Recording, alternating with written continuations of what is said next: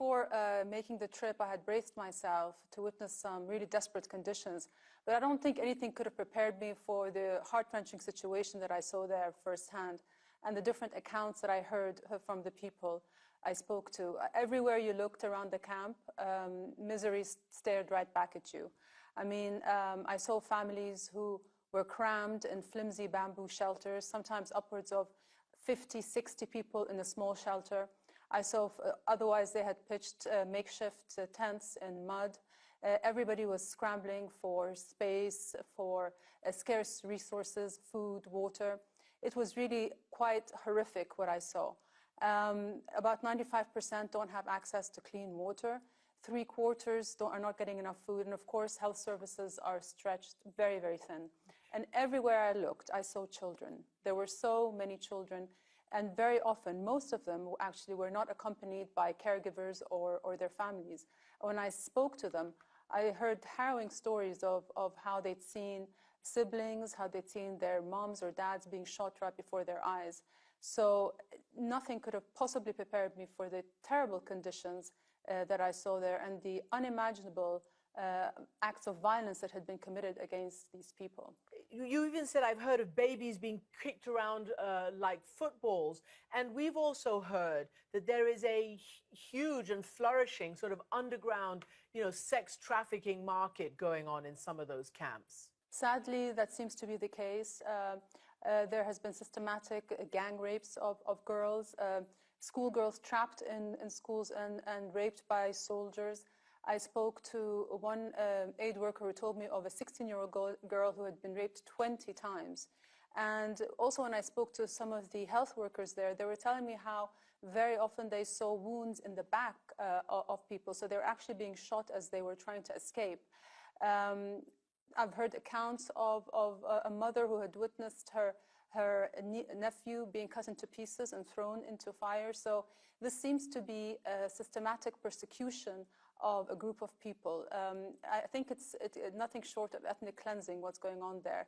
And it's just, unfolding before, in full view of the world, and it's just going unabated and being received really with a great deal of indifference. You've also said that if it was Muslims as the perpetrators instead of the victims, perhaps, the tables would have been turned and there would be a different response.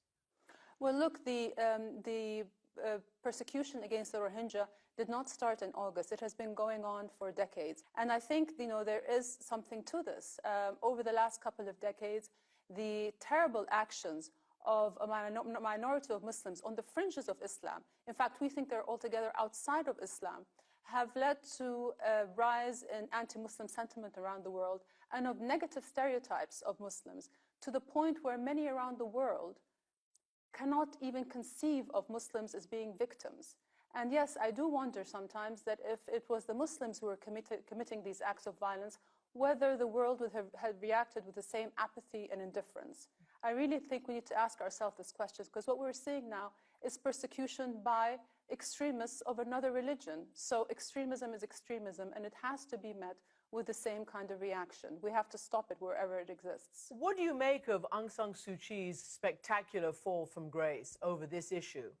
Well, I find it very sad and disheartening that someone like her, who has historically stood for so much good, is now being associated with such brutality and violence. The Rohingya people are being denied the very freedoms that she fought so hard for and sacrificed so much for. And so, we would just love her silence is actually quite deafening, because not only has she not condemned the acts of violence, she has yet to recognize these atrocities. What would you ask her to do in this regard, especially since this inter-ethnic fighting has been endemic in Myanmar, and there is a very virulent, as you know, ARSA, Rohingya group that sparked the latest round in August? Well, one thing that she possesses a lot of is her moral authority. She has the power to stand up and speak out against these atrocities.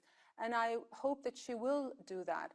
And regardless of who sparked what, I think the reaction of really attacking an entire population and forcing hundreds of thousands of innocent people to flee their homes is just not the appropriate reaction.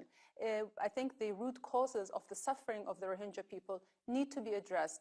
And she herself had once said that wherever suffering is ignored, there will be seeds of conflict. So I think the reaction, or the solution to this, should be not to aggravate the problem further, but to try to deal with it through dialogue and reconciliation, and to really address the reasons why there has been such systematic a campaign of dehumanization of this minority that has gone on for so long. Queen Rania, thank you so much. Thank you, Christiane.